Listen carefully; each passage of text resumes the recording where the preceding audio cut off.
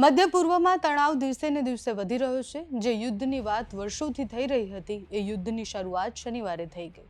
Israel અને અમેરિકાએ ભેગા મળી અને ઈરાન પર હુમલો કર્યો। બાદમાં ઈરાને જવાબમાં મિડલ ઈસ્ટના બાકીના દેશો પર હુમલા કર્યા અને ત્યારે વિશ્વ બે ભાગમાં વહેંચાયું હોય એવું દેખાયું। આ યુદ્ધમાં સીધી રીતના બીજા કોઈ દેશો જોડાયેલા નથી, પણ એ સમજવું ખૂબ જરૂરી છે કે આ લડાઈમાં ઈરાન સાથે કેટલા દેશ છે। નમસ્કાર, આપની સાથે હું છું પાયલ।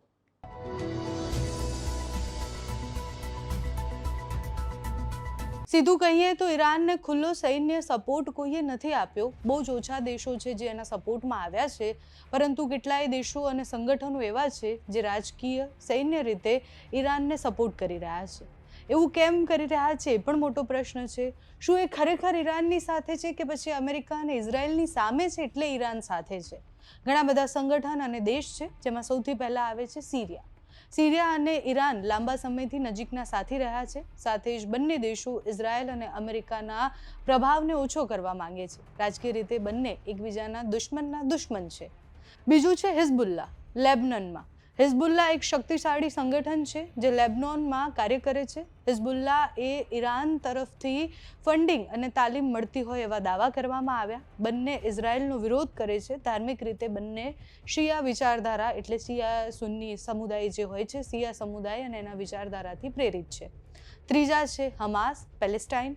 હમાસ અને ઇઝરાયલ વચ્ચે વારંવાર સંઘર્ષ થયા છે, જેમાં ઈરાન પોતાને પેલેસ્ટાઇન મુદ્દે સમર્થન આપે છે અને એટલે બંને દેશો સાથે છે।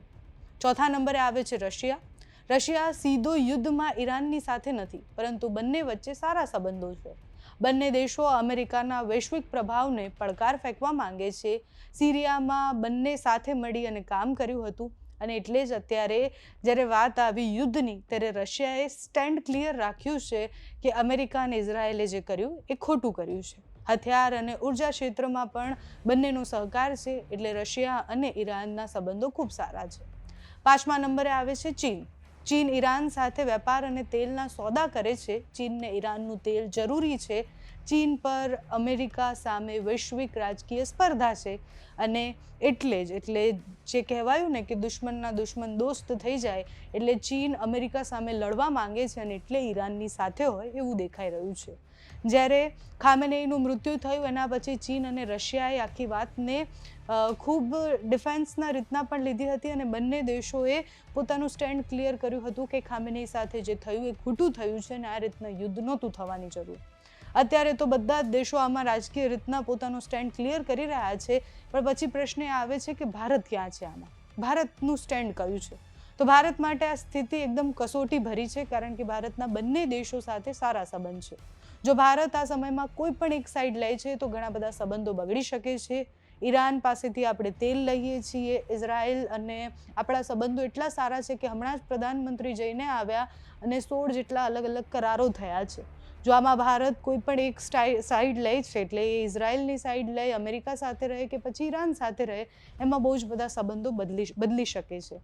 એટલે ઇઝરાયલનો મુદ્દો માત્ર એ બે દેશની લડાઈ નથી, એમાં અમેરિકા, રશિયા, ચીન, મધ્ય પૂર્વના સંગઠનો અને એ બધા જ રાજકીય રીતના પોતાની સુરક્ષાથી લઈને આમાં વધારે પ્રભાવ કોણ પાડી શકે, આખી લડાઈ એની છે।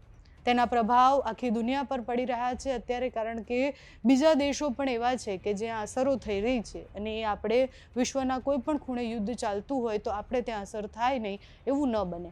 એટલે અત્યારે જે યુદ્ધની પરિસ્થિતિ છે એની અસર ભારતમાં પણ થઈ રહી છે। આગળ જો યુદ્ધ વધારે વણસે છે તો પણ એની અસર ભારતમાં થવાની છે।